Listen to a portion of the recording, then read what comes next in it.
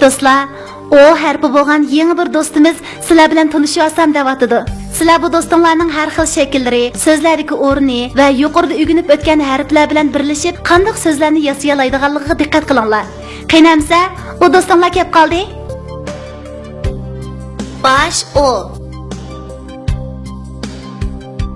Yalğız o. Ayaq o. Ulanmı o?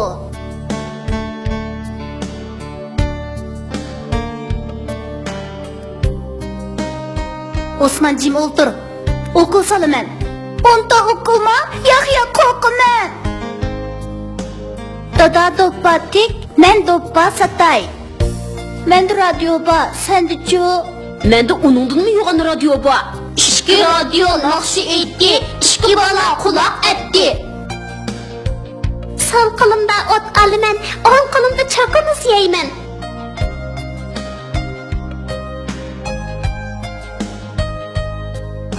O ne on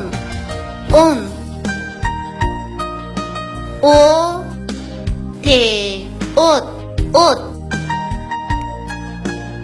oga ran qo'shsak ora bo'ladi. O re ara ora. Oga tani qo'shsak ota bo'ladi. O teata ota. A teata ata. O te ot o teata ota. Ata ot ota.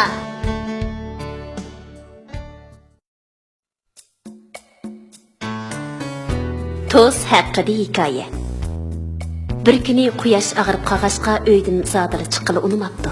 Quyosh chiqmasa hech bir jonliq ishini qilolmaydi ekan. Buningdan ajablangan Toz quyoshni yo'qlab berib, uning uyining oldida larzon usulga tushibdi. Quyosh Tozning maqsadini tushunib uydan chiqishga ma'qul bo'ldi. Yana bir kun, yana bir hayotlik boshlanibdi. Toz quyoshni osmonga chiqarib atgandan keyin orom elib o'tirgan bir jup ota bolani ko'ribdi.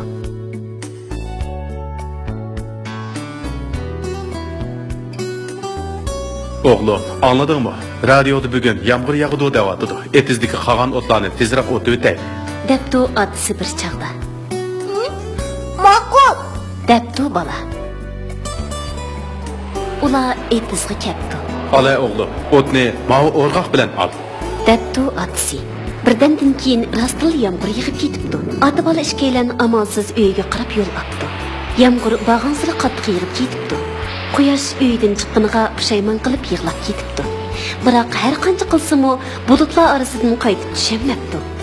Ota bola qizg'in paranglashib ketib olsa, ularga heliqi Toz uchrab qopti.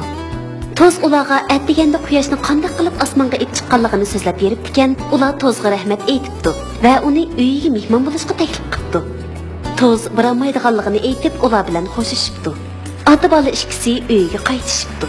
Tozmu quyoshning yanım qattiq ag'rib qolishidan ansirab, uni qaytirib akagili minibdi. Shunday qilib Toz quyoshning insonlarning yaqin do'sti bo'lib qoldi.